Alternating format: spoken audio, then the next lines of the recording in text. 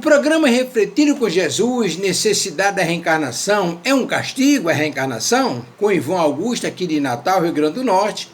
Foi apresentado na web rádio Cristo Consolador, um programa simplesmente imperdível. Esse programa Refletindo com Jesus é meia hora de programa, simplesmente excepcional.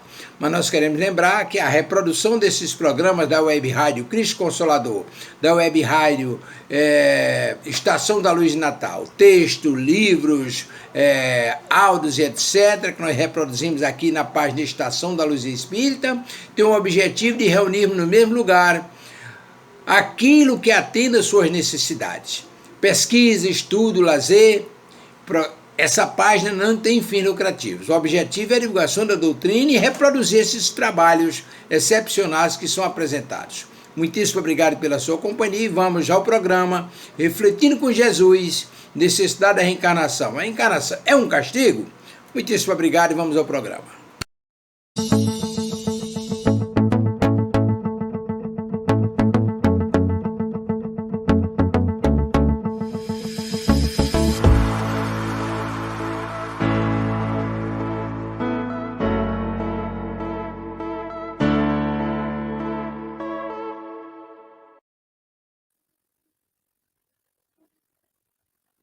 Olá, meus irmãos, queridos irmãos de Ideal Espírita. Muito boa tarde, boa noite e início de tarde, na realidade. Sejam todos bem-vindos à web rádio Cristo Consolador. A partir desse momento, todos os dias, às 18 horas, nós temos aqui o nosso encontro marcado para tratar de assuntos do Evangelho de Jesus sobre a ótica espírita. Nesse momento, pedimos que todos os trabalhadores de Jesus possam adentrar o lar de todos os irmãos, elevando as energias do ambiente, transformando num clima de paz, energias do bem, de saúde, de felicidade, num ambiente de fraternidade cristã. A partir desse instante, então, vamos à nossa oração inicial para dar início às nossas atividades. Elevemos todo o nosso pensamento e a nossa atenção ao Divino Mestre Jesus, lembrando da oração que ele ensinou aos seus discípulos quando esteve entre nós, dizendo: Pai nosso que estais nos céus, santificado seja o vosso nome. Venha a nós o vosso reino e seja feita a vossa vontade, assim na terra como em todos os espaços da criação. Pão nosso de cada dia nos dai hoje. Perdoai as nossas ofensas, à medida que formos também capazes de perdoar aqueles que nos têm ofendido. Não nos permita cair em tentação e livra-nos de todo mal, porque vosso é o poder, o reino e a glória para todo sempre. Graças a Deus. Então, meus irmãos, a partir deste instante, aqui na web rádio Cristo Consolador, nós vamos nos dedicar agora a uma passagem do Evangelho, algumas passagens do Evangelho de Jesus, citadas no capítulo 4 do livro O Evangelho segundo o Espiritismo, e o título do capítulo é Ninguém pode ver o reino de Deus se não nascer de novo. Nós temos aqui no item 2 uma passagem que encontra-se tanto no Evangelho de Marcos como no Evangelho de Lucas. Em Marcos 6, 14 e 15 e em Lucas 9, 7 a 9. Com o seguinte teor. A notícia de tudo o que Jesus fazia chegou a Herodes, o tetrarca, e ele ficou perplexo porque diziam: é João Batista que ressurgiu dos mortos. Outros diziam: é o Elias que reapareceu. Outros diziam ainda: é um dos antigos profetas que ressuscitou. Herodes então disse: eu mandei degolar João Batista, e é este. Então, de quem ouço falar semelhantes coisas? E procurava a ocasião para encontrar com Jesus. Também temos aqui uma outra citação no item 3, que consta no Evangelho de Mateus, capítulo 17, 10 a 13, e em Marcos, capítulo 9, 10 a 12, com o seguinte teor. Após a transfiguração, os discípulos perguntaram a Jesus: por que os escribas dizem que Elias veio primeiro? E Jesus, esclarecendo, respondeu: é certo que Elias voltará e restabelecerá todas as coisas. Mas, na verdade, eu digo a vocês, Elias já voltou. E os escribas não o reconheceram e fizeram com ele tudo o que quiseram. é assim também que eu vou padecer em suas mãos. Os discípulos então compreenderam que era de João Batista que Jesus estava falando, ou seja, João Batista era Elias reencarnado. Muitas seitas e religiões têm trazido ao longo dos tempos o conceito da sobrevivência do espírito e do retorno dele à matéria, né? E muitos outros também têm negado veementemente a possibilidade do retorno do espírito à matéria, transformando a questão da reencarnação num mito. Então, algumas próprias religiões acreditavam mesmo que, morrendo o corpo, morria também o espírito. Outros, o espírito era um pedacinho da divindade central, e que, morrendo, ele retornava ao todo, assim como a água da chuva retorna ao mar. E havia muitas outras teorias também a respeito disso. Mas o conceito da reencarnação, ele não era desconhecido de muitas religiões, inclusive das maiores. Os próprios hebreus, os próprios judeus, tinham também um pensamento dessa maneira, só que eles pensavam pela impossibilidade dessa compreensão do trato espiritual, eles tratavam como sendo a ressurreição. E o corpo retornaria à vida. Como os próprios egípcios cuidavam dos corpos, né? Embalsamavam os corpos, imaginando que esses corpos retornariam à vida. E talvez esse processo facilitasse muito mais o retorno do espírito à matéria como uma ressurreição, o retorno, o ressurgimento do espírito na própria matéria, no próprio corpo, no seu corpo já de domínio anterior, né? Então, essas passagens bíblicas tratam com bastante clareza, principalmente essa citação de Jesus dizendo que João Batista era o Elias. Aqueles povos conheciam o túmulo de Elias, um profeta muitíssimo famoso, muitíssimo conhecido, né? E existia uma previsão de que esse Elias retornaria antes da chegada do Messias. E se Jesus era o Messias, então os discípulos de Jesus disseram, mas se tu és o Messias, estava previsto que antes de tu o Elias viria.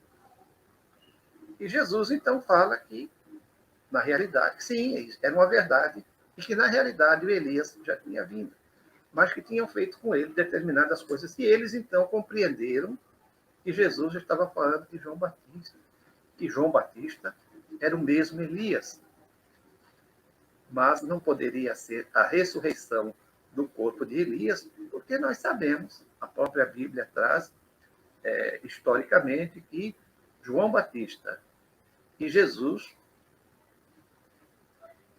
eram primos. Que Isabel, mãe de João, era prima de Maria, e eles eram, portanto, primos em segundo grau. Então, conhecemos os pais de João Batista e sabendo que João Batista não poderia ser o Elias ressuscitado, o corpo de Elias voltando. Isso, então, nos esclarece que Jesus trata exatamente aí, traz aos irmãos, né, aos seus discípulos, aos seus seguidores, a constatação da reencarnação do Espírito. Há mais outras citações aqui, mas a gente não vai se estender no momento. Numa outra oportunidade faremos algo mais longo, juntando todas essas citações. Então, hoje nós vamos falar exatamente sobre a necessidade da reencarnação e se a reencarnação seria um castigo para o espírito retornar à vida no plano físico através de um corpo. Essas explicações foram dadas a Kardec no ano de 1859, na cidade de Paris, pelo espírito que se identificou como São Luís. E a pergunta foi feita a seguinte: será a reencarnação uma punição que somente os espíritos culpados estão sujeitos a ela? E ele responde: a passagem dos espíritos pela vida corporal é necessária, pois somente no mundo material eles conseguem cumprir determinadas tarefas, cuja execução Deus confia aos que reencarnam. Para os espíritos, isso é necessário, pois a atividade que eles têm a desempenhar ajuda-os a desenvolver a sua inteligência. Deus, sendo soberanamente justo, considera igualmente todos os seus filhos. E é por isso que ele concede a todos o mesmo ponto de partida, a mesma capacidade, as mesmas obrigações a cumprir e a mesma liberdade de ação. Qualquer privilégio seria uma preferência, e qualquer preferência seria uma injustiça. A encarnação é para todos os espíritos apenas um estado transitório. É uma tarefa que Deus impõe para aqueles que estão no início de suas vidas, como primeira prova do uso que farão do seu livre-arbítrio. Quando determinados mundos, quando determinados espaços oferecem condições para o surgimento de vida, Deus cria vida nesses espaços, nesses ambientes. Todos os espíritos criados por Deus partem de um princípio igual. Todos eles nas mesmas condições, mas que somente pelo seu esforço próprio, sob a assistência de Deus, sob o acompanhamento dos espíritos já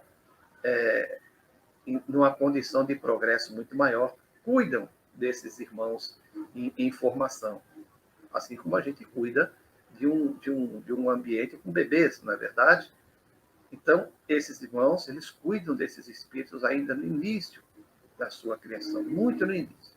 E esses espíritos levarão centenas, às vezes, de milhares de anos, até desenvolver o ponto de equilíbrio, o ponto de raciocínio, o qual nós estamos agora. Nenhum de nós aqui tem menos de 100 anos, ou aproximadamente 100 anos. Isso é apenas o período em que estamos aqui encarnados nessa oportunidade. Mas nós já viemos de muitos milhares de anos numa batalha constante de aglutinar a matéria num processo de vida e nos retirarmos novamente para o plano espiritual. Voltamos ao plano de vida e retornamos ao plano espiritual.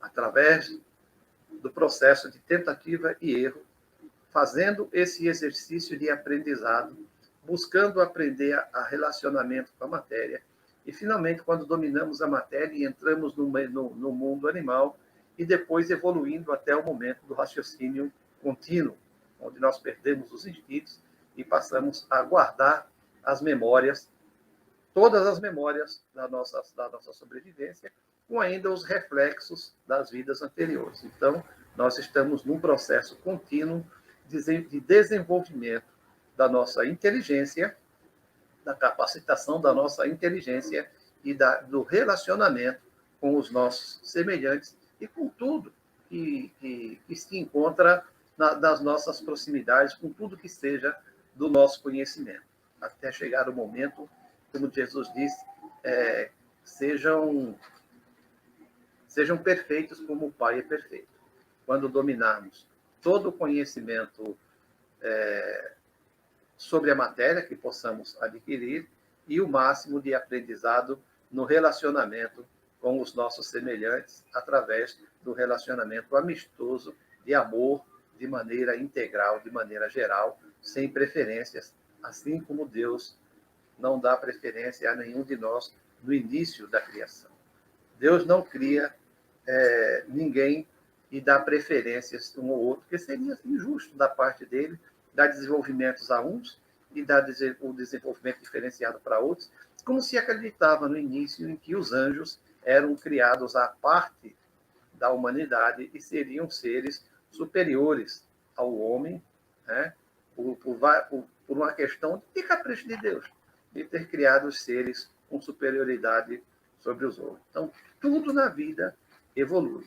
A própria matéria evolui até um determinado momento, onde ela pode perder a sua coesão. Então, um planeta como o nosso, num determinado momento, né, perde a coesão da matéria e ele se desfaz no espaço. Mas, nesse momento, vai demorar muito tempo, nós já teremos ultrapassado a necessidade de sobreviver, a necessidade de continuar vivendo nesse ambiente, porque também, depois de tanto tempo, não teremos mais o que aprender. E seremos guindados às outras casas do Pai, onde diferentes estados de matéria nos trarão novas experiências em busca do nosso aperfeiçoamento.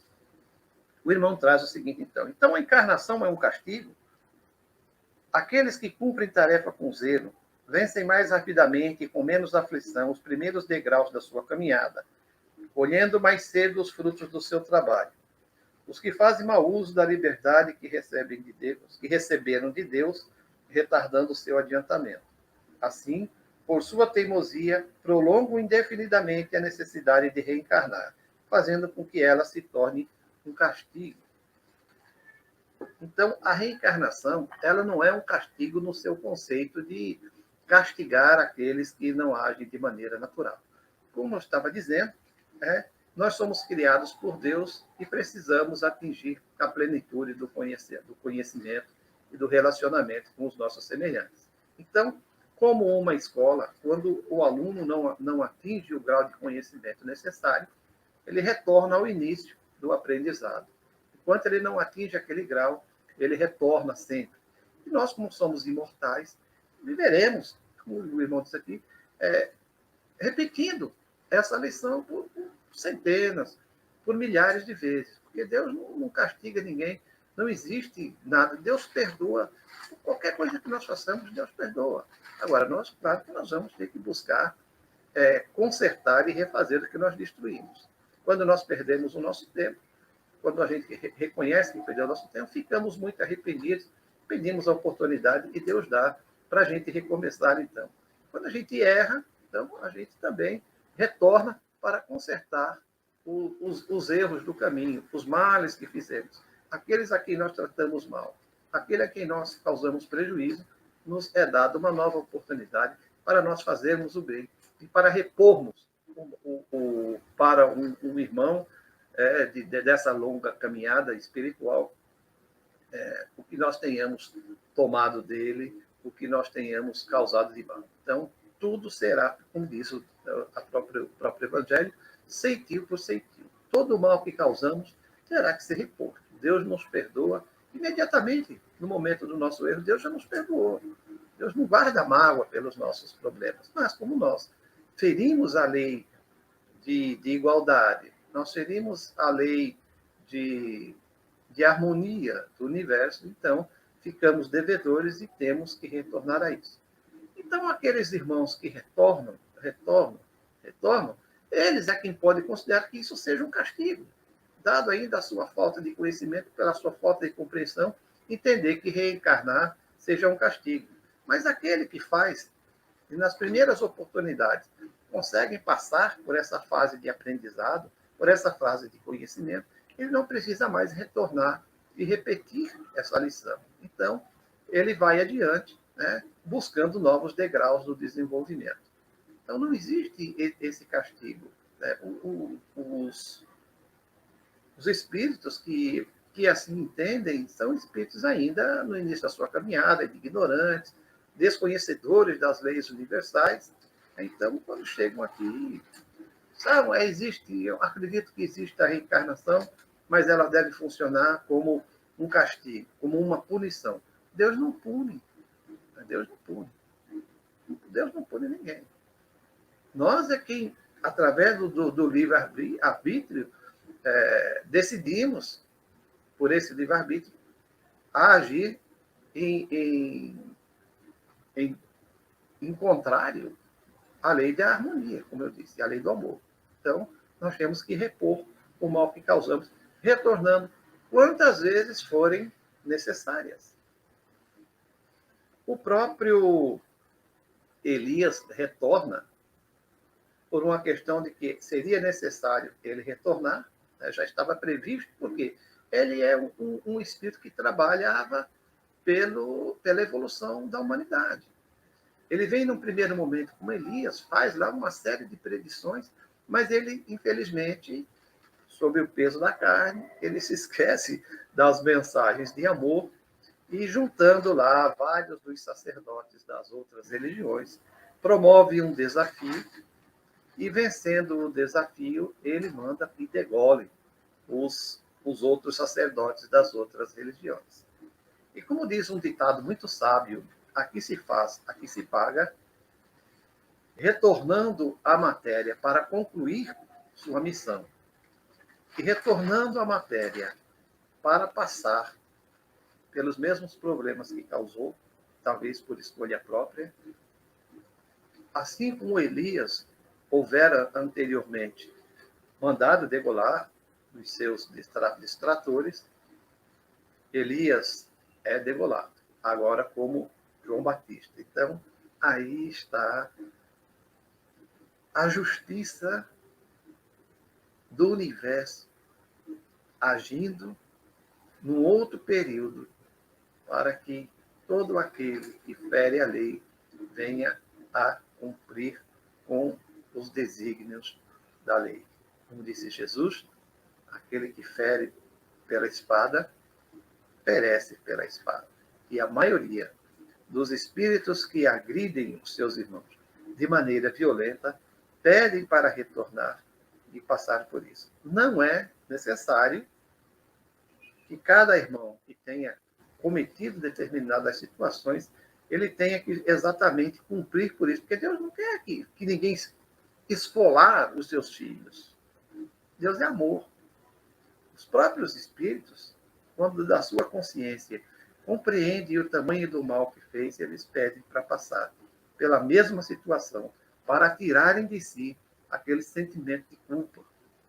E é concedido a eles uma oportunidade, então, para que eles possam, e através dessa maneira, muito mais rapidamente se recuperam. Como diz o próprio Evangelho, né? Uma ação de amor, o amor, ele cobre uma centena, um milhar de pecados. Então, o espírito que cometeu um assassinato, ele retornando à Terra numa outra oportunidade, não necessariamente ele tenha que passar pela mesma situação. Mas ele deve fazer o quê? Ele deve praticar o bem. Praticando o bem, ele traz para junto de si as benesses de Deus. Então, muitas vezes o camarada encarna para passar por uma situação, a perder um braço, vamos supor, o camarada numa vida anterior, ele tenha utilizado da sua força, né, para matar várias pessoas. Diz, não, eu sei que eu vou retornar e concordo em perder um braço.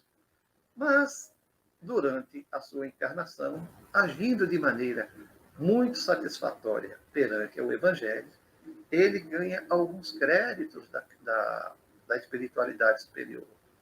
Ele cai nas graças de Deus. Muitas vezes, onde ele perderia o braço, perde apenas um dedo, ou nada, ou simplesmente nada. Vamos supor que ele teria sido extremamente violento numa vida anterior, e agora ele seja uma pessoa muito calma, muito tranquila, que faz o bem a muitas pessoas.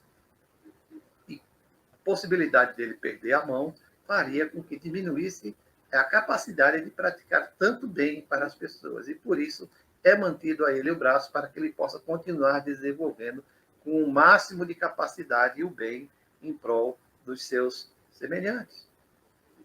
O próprio Jesus determina, ou melhor, esclarece num determinado momento, quando ele diz assim, se o teu olho é motivo de escândalo, arranca-o e lança fora. É melhor perder um olho, né, do que entrar cego no reino de Deus. Então, muitos espíritos sabem que, estando de pleno poder da sua capacidade, reconhecendo o seu baixo nível ainda de moral, diz, olha, se eu tiver 100%, eu sei que chega lá, eu vou fazer besteira. Então, fazer o seguinte, eu quero um problema físico que me cause uma certa fragilidade. E sendo mais frágil, eu não vou fazer determinado tipo de coisa. E é concedido a ele isso, então. Então, ele vem para a Terra muitas vezes cego, aleijado, com muitas crianças que nascem com síndrome de Down. Então, muitas vezes é por escolha própria, porque ele sabe que precisa passar um tempo aqui, né? Mas ele precisa dominar o seu instinto violento. E ele, estando com todo o seu potencial, com toda a sua capacidade de ação, ele pode fazer o mal. Então, ele vem e pede para passar. Então, nada acontece por acaso. Ninguém que a gente vê aí cego, faltando um membro, dementado, passando por doenças terríveis, está fazendo ali porque seja simplesmente um castigo do céu. Não, é a justiça divina agindo ali, nessa encarnação. Não está sendo castigado por Deus. Se está havendo um castigo, está havendo um castigo de si próprio. Eu estou me castigando. Esse é o verdadeiro silício. É machucar o espírito, é não dar liberdade ao espírito. Não é simplesmente fazer dor, como muitos religiosos acreditavam antigamente. Então, colocava-se um cinto cheio de pontinhas por dentro, ou um outro que prendia numa perna, quando a pessoa caminhava, né, que o músculo contraía e feria. No próprio tórax, quando respira, pelo fato de inflar, né, do tórax, fazer com que se expandisse, então aquilo provocava uma dor também. Então não é necessário. Deus não quer o sofrimento do corpo, ele quer o sofrimento do espírito. Ele precisa que nós sejamos humildes. Nós precisamos ser humildes. Deus nos quer a todos. Mas todos temos que estar, como a gente diz, com a alma lavada, sem dever nenhum sentido. E ninguém pode. O interessante é que ninguém pode fazer isso por nós. Nós podemos auxiliar demais na caminhada, mas não podemos fazer a caminhada do outro e nem o outro pode fazer por nós. A justiça divina, ela age dessa maneira. Todos, cada um por si, que diria, cada um por si, Deus para todos, não, mas não. É cada um por si, mas ainda tendo a condição, a obrigatoriedade de viver em sociedade. Eu vou me isolar da sociedade, porque se eu estiver em sociedade, eu vou ferir os membros da sociedade. Então, eu vou me retirar para um ambiente bastante ermo, onde vou buscar ali meu próprio sustento, nas minhas reflexões, para não fazer isso. Na realidade, eu não dominei o meu instinto de violência. Eu me afastei. Se por um lado é bom para buscar um monte de reflexões, mas eu não venci o meu instinto. Por quê? Eu só venço o meu instinto de violência se eu não agir violentamente dentro das condições que me são fornecidas. Uma das grandes conquistas do espírito é a paz, é ser pacífico, é ser calmo, é a paciência. E nós não compramos a paciência com remédios, porque nós ficamos entrando em estado de letargia. Aí nós pedimos, Deus me dê paciência. Aí Deus vai fazer que nem Harry Potter. Pega a varinha mágica e paciência useste. E você se transforma numa pessoa paciente? Não. Quanto mais nós pedirmos paciência, mais nós teremos que nos exercitar nas situações que nos são exigidas a paciência.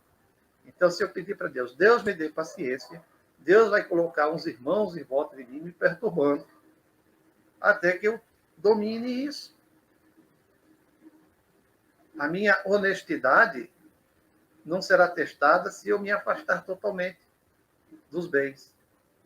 A minha honestidade só será testada se eu conviver onde existam as possibilidades do teste. É um teste, é uma prova. Isso é o que nós estamos fazendo aqui. Para isso nós reencarnamos. Em primeiro momento, para o desenvolvimento da inteligência e o desenvolvimento do amor através do relacionamento com os nossos representantes. No momento em que nós não agimos corretamente de acordo com os parâmetros da lei universal, da lei de amor, da lei de harmonia, então nós temos que repor o mal que causamos desta vez.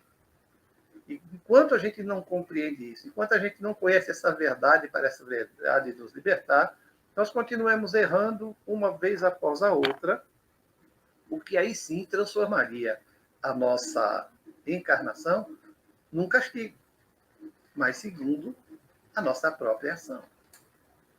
Deus é um Deus de possibilidades.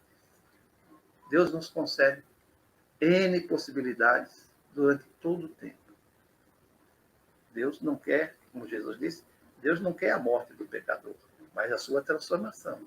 E o que Deus não quer, não acontece.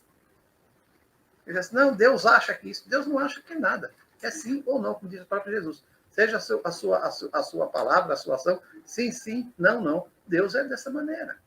E o que Deus não quer, como ele disse, não, se não quer, não vai acontecer. Jamais morreremos. Viveremos extremamente infelizes por muitos séculos ou milhares de anos, se nós mesmos quisermos, se nós mesmos não buscarmos a felicidade, se nós mesmos não aproveitarmos as nossas oportunidades de reencarnação, transformando por nós mesmos em castigo. Que Jesus nos abençoe imensamente, adentrando os nossos lares e nos abençoando hoje e sempre. Muita paz e luz a todos, muita paz e luz a todos. Graças a Deus.